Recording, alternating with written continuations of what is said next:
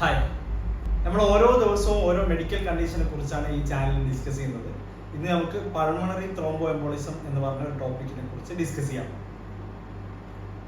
മുമ്പൊന്നും ശ്വാസമുട്ട് അനുഭവിച്ചിട്ടില്ലാത്ത ചില പേഷ്യൻസിൽ പെട്ടെന്ന് തന്നെ ശ്വാസമുട്ട് അനുഭവിച്ച് ഹോസ്പിറ്റലിൽ എത്തുന്നതിന് മുന്നേ തന്നെ ഡെത്ത് സംഭവിക്കുന്ന എക്സ്പയർഡ് ആയി പോകുന്ന ഒരുതരം കണ്ടീഷനാണ് പൾമണറി ത്രോംബോ എംബോളിസം. ഇതിനെക്കുറിച്ച് ഡീറ്റെയിൽ ആയിട്ട് ഇന്നത്തെ വീഡിയോയിൽ നമുക്ക് ഡിസ്കസ് ചെയ്യാം.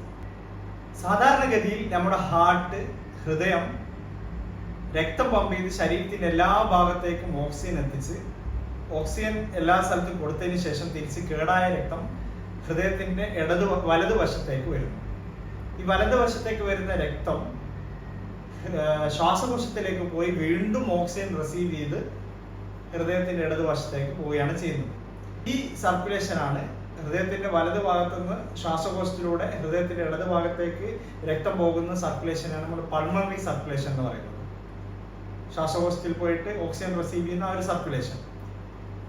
ഈ സർക്കുലേഷനിൽ രക്തക്കട്ട വന്ന് അടിഞ്ഞുകൂടി ബ്ലോക്ക് വരുന്ന ഒരു കണ്ടീഷനാണ് പൾമണറി ത്രോംബോ എംബോളിസം എന്ന് പറയുന്നത്. ഇത് പല കാരണങ്ങൾ കൊണ്ട് വരാം. ഇത് കോമൺ ആയിട്ട് അസോസിയേറ്റ് വരുന്ന ഒരു കണ്ടീഷനാണ് ഡീപ്പ് വെയിൻ ത്രോംബോസിസ് അല്ലെങ്കിൽ DVT എന്ന് ചുരുക്കപ്പേരിൽ അറിയപ്പെടുന്നത്. കാലിന്റെ പുറകുവശത്തൊക്കെ ആയിട്ട് ശക്തമായ വേദനയോടുകൂടി വരുന്ന കാലിന്റെ പുറകുവശത്തുള്ള ഞരമ്പുകളിൽ രക്തം കട്ട പിടിച്ചുണ്ടാകുന്ന ഒരു കണ്ടീഷനാണ് DVT ആണെങ്കിലും പൾമണറി ത്രോംബോ എംബോളിസം ആണെങ്കിലും അതിന്റെ റിസ്ക് ഫാക്ടേഴ്സ് പറയുന്നത് വിർഷോസ് ട്രയാഡ് എന്ന് പറയാം. 3 കണ്ടീഷൻസ് ആണ്: സ്റ്റാസിസ്, ഹൈപ്പർ കോയാഗുലബിലിറ്റി, അതുപോലെ തന്നെ വാസ്കുലാർ ഇഞ്ചറി. സ്റ്റാസിസ് എന്ന് പറഞ്ഞു കഴിഞ്ഞാൽ 3 നിങ്ങൾക്ക് മനസ്സിലായിട്ടുണ്ടാവില്ല.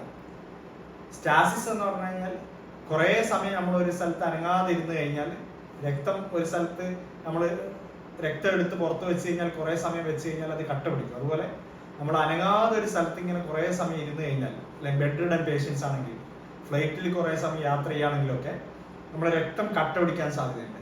ഇത്തരത്തിൽ രക്തക്കുഴലിൽ കട്ട പിടിച്ചു കഴിഞ്ഞാൽ അത് പോയി ഈ പറഞ്ഞ പോലെ രക്തക്കുഴലിൽ വന്ന് ബ്ലോക്ക് ഉണ്ടാക്കാൻ സാധ്യതയുണ്ട്. മറ്റൊന്ന് ഹൈപ്പർ കോയാഗുലബിലിറ്റി. പെട്ടെന്ന് രക്തം കട്ട പിടിക്കുന്ന ചില കണ്ടീഷൻസ് ഉണ്ട്.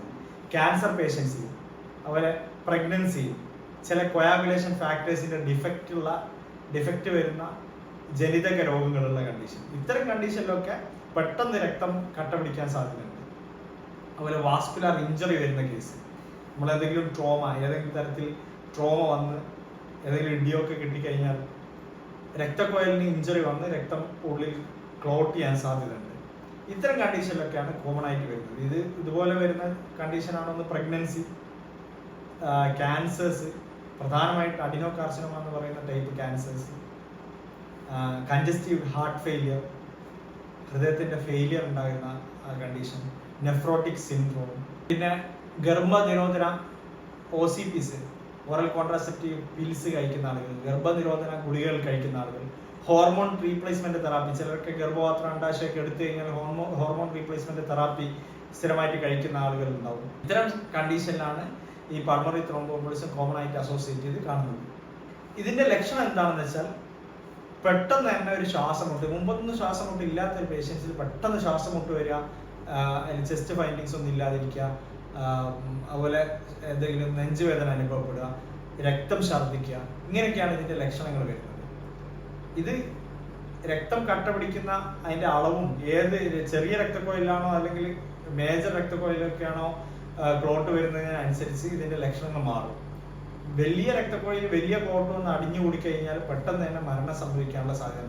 മാസീവ് പൾമണറി ത്രോംബോ എംബോളിസം വന്നു കഴിഞ്ഞാൽ പെട്ടെന്ന് തന്നെ നമ്മുടെ ഹോസ്പിറ്റലിൽ എത്തുന്നതിന് മുന്നേ പേഷ്യന്റ് എക്സ്പയർഡ് ആയി പോകാനുള്ള സാധ്യതയുണ്ട്. എന്നാൽ മൈൽഡ് ടു മോഡറേറ്റ് കേസ് ആണെങ്കിൽ നമ്മൾ ഹോസ്പിറ്റലിൽ എത്തി പെട്ടെന്ന് തന്നെ ഡയഗ്നോസ്ഡ് ആവുകയാണെങ്കിൽ അതിന് കൃത്യമായിട്ട് ട്രീറ്റ്മെന്റ് എടുത്തു കഴിഞ്ഞാൽ നമുക്ക് പേഷ്യന്റിനെ തിരിച്ച് ജീവിതത്തിലേക്ക് കൊണ്ടുവരാൻ പറ്റും. പെട്ടെന്ന് തന്നെ ഡയഗ്നോസ്ഡ് ആവുകയാണെങ്കിൽ നമുക്ക് പേഷ്യന്റിനെ രക്ഷപ്പെടുത്താൻ പറ്റും. ഇവിടെ നമ്മൾ ശ്രദ്ധിക്കേണ്ടത്, സ്ഥിരമായിട്ട് കിടക്കുന്ന പേഷ്യൻസ്, ബെഡ് റിഡൻ ആയിട്ടുള്ള പേഷ്യൻസ്, ക്യാൻസർ പേഷ്യൻസ്, അതുപോലെ പ്രഗ്നൻസി, ഇങ്ങനത്തെ സ്റ്റേജിലൊക്കെ രക്തം കട്ട പിടിച്ച് ഇതുപോലത്തെ അവസ്ഥ വരാനുള്ള DVT, അതുപോലെ പൾമണറി ത്രോംബോ എംബോളിസം ഒക്കെ വരാനുള്ള സാധ്യത വളരെ കൂടുതലാണ്. അതുകൊണ്ട് കിടക്കുന്ന പേഷ്യൻസിൽ അവരുടെ മസിൽ കൃത്യമായിട്ട് ഇളകാൻ വേണ്ടിയിട്ട് ചെറിയൊരു എക്സസൈസ് നമ്മൾ കൈപിടിച്ച് ചെയ്ത് കൊടുക്കുക. മസിൽസ് ഒക്കെ ഒന്ന് ഇടയ്ക്ക് മസാജ് ചെയ്ത് കൊടുക്കുക, ചെറിയൊരു ഫിസിയോതെറാപ്പീസ് ചെയ്യുക. അതുപോലെ പ്രഗ്നൻസിയിലാണെങ്കിൽ ഒരു സ്ഥലത്ത് സ്ഥിരമായിട്ട് ഇങ്ങനെ ഇരിക്കാതെ കുറച്ച് അങ്ങോട്ടും ഇങ്ങോട്ടൊക്കെ നടക്കുക. ഒരേ സ്ഥലത്തിരുന്ന് ജോലി ചെയ്യുന്ന ആൾക്കാരാണെങ്കിൽ ഒരു ഹാഫ് ആൻ അവർ കൂടുമ്പോൾ ഒന്ന് എണീറ്റ് നടക്കുക. ഇങ്ങനെയൊക്കെ ചെയ്തു കഴിഞ്ഞാൽ ഒരു പരിധി വരെ നമുക്ക് ഈ വരുന്നതിനുള്ള റിസ്ക് ഒഴിവാക്കാൻ സാധിക്കും. അതുകൊണ്ട് ഇത്തരം കാര്യങ്ങളൊക്കെ ശ്രദ്ധിക്കുക. കൂടുതൽ നിങ്ങൾക്ക് താല്പര്യമുള്ള എന്തെങ്കിലും ടോപ്പിക്ക് നമുക്ക് ഡിസ്കസ് ചെയ്യേണ്ടതുണ്ടെങ്കിൽ, ഏതെങ്കിലും ഒരു സബ്ജക്റ്റ് നിങ്ങൾക്ക് കൂടുതൽ അറിയേണ്ടതുണ്ടെങ്കിൽ കമന്റ് ബോക്സിൽ കമന്റ് ചെയ്യാം. നമുക്ക് നെക്സ്റ്റ് വരുന്ന എപ്പിസോഡ്സിൽ അത്തരം വീഡിയോകൾ ചെയ്യാം. അടുത്ത വീഡിയോയുമായി ഉടനെ തന്നെ കാണാം. Thank you.